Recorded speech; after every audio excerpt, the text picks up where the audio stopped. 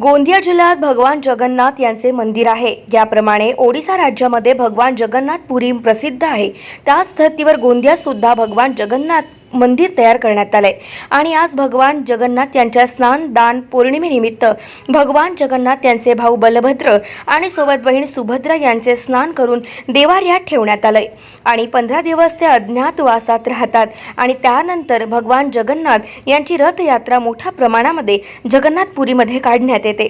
त्याच धर्तीवर गोंदियात सुद्धा यात्रा काढण्यात येणार असून या यात्रेचे 8 जुलैला शहर भ्रमण करून समापन करण्यात येणार आहे।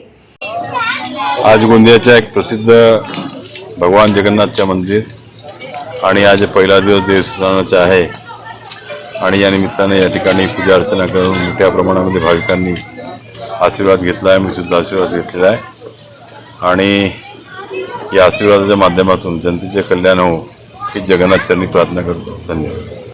गाव माझा न्यूज करिता राधा किसन चुटे, गोंदिया।